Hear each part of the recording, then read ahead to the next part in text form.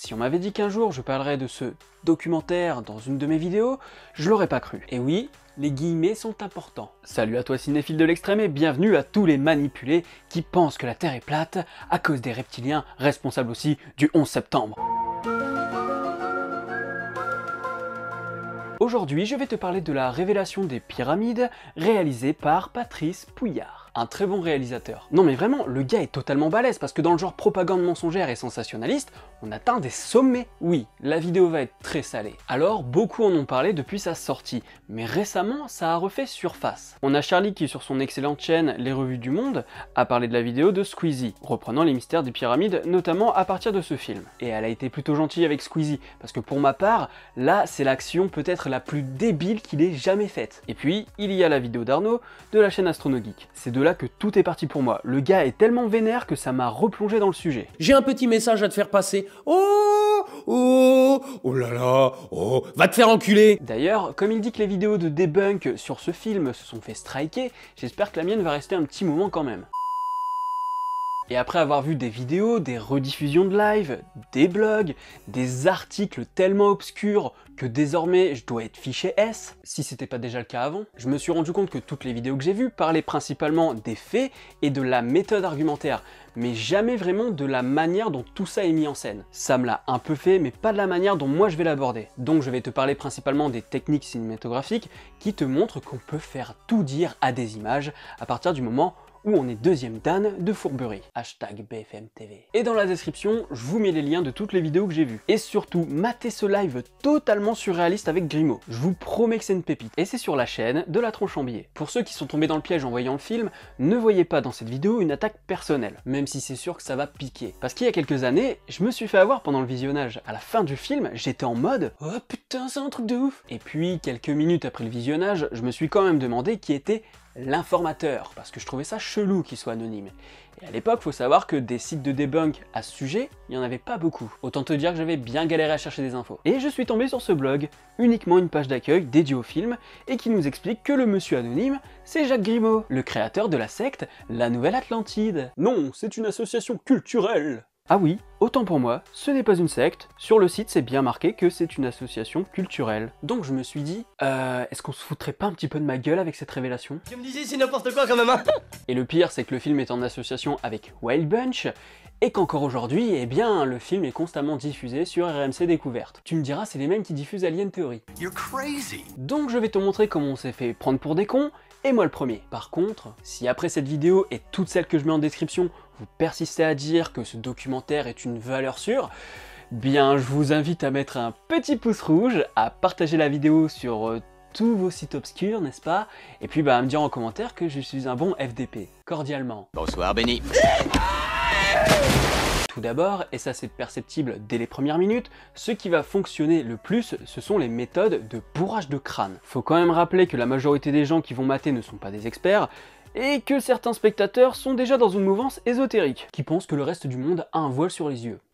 Oh putain, il y a des francs-macrons reptiliens qui sont en train de détourner mes propos dans ma propre vidéo, au secours! Donc le bourrage de crâne passe par l'accumulation et la répétition. Donc le bourrage de crâne passe par l'accumulation et la répétition. Donc le bourrage de crâne passe par l'accumulation et la répétition. Et pourquoi une ligne inclinée à précisément 30 degrés de notre équateur? Il passe au Pérou par le chandelier de Paracas, les pistes de Nazca, Ollantaytambo, le Machu Picchu, Cusco et Sacsayhuaman. À l'évidence, tous les sites du monde ne s'inscrivent pas sur ce cercle. Mais selon mon informateur, beaucoup sont la projection d'objets stellaires sur la Terre. Qui dans le passé, tel qu'on le connaît, aurait pu réaliser tout ceci?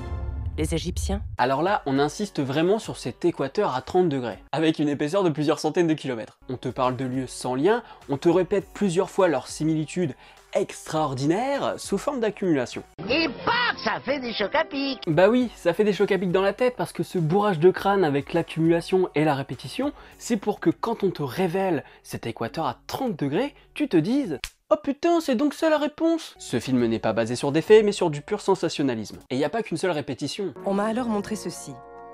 La forme générale d'assemblage se répète en miroir de chaque côté du couloir. Voici ce qu'un œil averti peut y découvrir. Des parties brutes et des parties polies, des stries.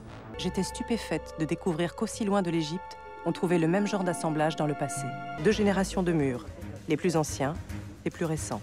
les plus anciens étant encore une fois les plus massifs et les mieux ajustés. Ajustés au dixième de millimètre, ces blocs sont parfaitement horizontaux et verticaux, alors qu'un écart d'1 centimètre ne se serait même pas vu. Et vas-y, qu'on insiste bien sur les pierres taillées, en occultant 90% des outils de l'époque. Oui, parce que te montrer deux petits objets ridicules, ça a plus d'impact pour appuyer un propos que de te montrer l'ensemble des outils de l'époque. Tu remarqueras que là-dedans, il y a clairement une équerre. Et qu'est-ce qu'il dit l'ingénieur dans le film? Voici les outils nécessaires pour déterminer la précision des objets. Ah non mais d'accord, c'était juste pour vérifier. Et si t'es un esclave qui met autant d'énergie dans son taf, un conseil, fouette-le putain. Nique ta mère! On a aussi des choses comme ça. Cette dimension divisée par hauteur visible égale pi. Surface totale visible divisée par surface invisible égale nombre d'or. Cette dimension divisée par celle-ci égale nombre d'or. Cette dimension divisée par celle-ci égale racine carrée du nombre d'or. Cette dimension divisée par celle-ci égale encore racine carrée du nombre d'or.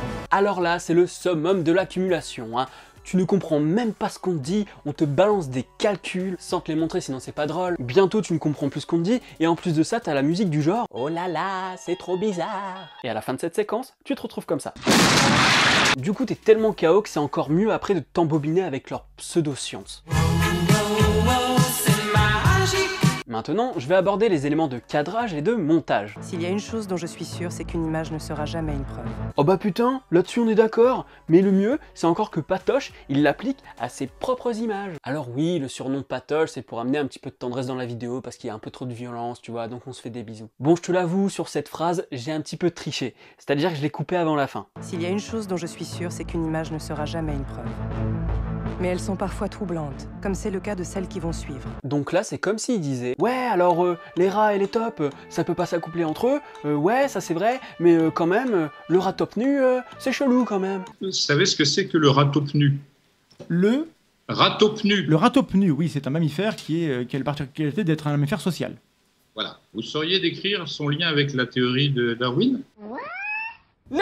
God, please, no! No! Tout d'abord, la question du cadrage. Le problème, c'est que ces blocs ne sont visiblement pas à leur emplacement d'origine, car si on prolonge leur pente, on heurte rapidement les blocs plus hauts, ce qui ne devrait pas être le cas. Ah bah évidemment, hein, filmé sous cet angle, avec une incrustation de quadrillage qui n'est pas du tout fiable, on peut faire dire ce qu'on veut. Je ne mens jamais. Et le montage est vraiment frauduleux, t'as les interviews des sceptiques qui sont coupées en plusieurs parties au point de donner un résultat totalement grotesque. La première pyramide jusqu'à la dernière statue, il y a cette volonté de faire régner cet équilibre cosmique. T'as des trucs comme ça aussi. Celui-là, il est au Muséum du Caire.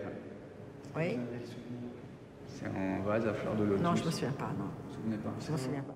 Ils dérangent parce qu'on ne se les explique pas vraiment. Oui, c'est bizarre quand même, hein. On a l'impression que le rush est coupé pile au moment où ça sert le propos de la voix. Vous pensez probablement que la pyramide m'a rendu folle et que je fais dire n'importe quoi aux scientifiques. Ouais, un petit peu quand même, monsieur Grimaud, n'est-ce pas? Enfin, madame Grimaud, apparemment, parce que c'est une madame qui parle. On ne sait pas pourquoi. Et je suis désolé, mais nous n'avons pas un dispositif de champ contre champ, et donc j'en viens à me demander si la photo qu'on montre à l'image est bien celle qu'on a montrée à madame Andreu Lanoé. Ce plan sur la photo, il est en plongée. On nous laisse croire que ce plan se déroule au moment où il discute avec la conservatrice, mais il n'y a pas de caméra au niveau de la dame. Ce plan, il est là pour simuler une vue subjective. Donc, une narration empruntée à la fiction et pas au documentaire. Et d'ailleurs, pourquoi on n'a pas le contre-champ avec la dame de dos et la photo qu'on lui montre dans le même champ? Parce que là, il y a un gros doute. Moi aussi, je peux me foutre de la gueule du monde, hein. Suffit de voir ce que je peux faire. Celui-là, il est au Muséum du Caire. Oui. C'est un vase à fleurs de lotus. Non, je me souviens pas, non. Ah mais non, hein. Non, je suis pas d'accord, c'est trop bizarre, hein. Elle reconnaît pas ma photo de ce soi-disant vase. Moi je dis, c'est pas normal, elle nous cache des choses. Et après ça enchaîne avec une affirmation non vérifiée, suivie du propos d'un fanat de la théorie des anciens astronautes, hein. Comme ça, bah t'as pas le temps de réfléchir à ce qui vient de se passer. Et oui, le gars que vous voyez là, ben c'est un mec récurrent dans Alien Theory. Alors ça fait 2 fois que je cite Alien Theory, et je tiens à dire que j'adore cette série. Mais vraiment, je l'adore, hein. Je dis pas ça pour déconner, parce que je la regarde avec un second degré.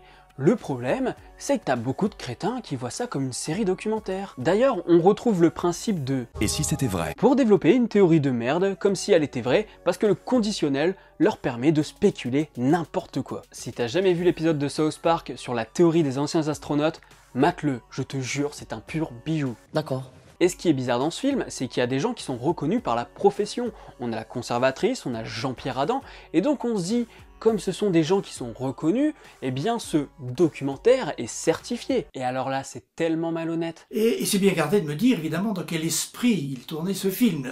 Là réside l'escroquerie, la malhonnêteté intellectuelle absolument totale. Et il a piégé de la même manière, des collègues, la directrice du département du Louvre, Guillemette Andreu, et puis même ce brave Jean Leclan, qui était à la fin de sa vie. Et alors, il est évident qu'en quelques minutes, Jean Leclan n'allait pas lui raconter l'histoire de l'Égypte.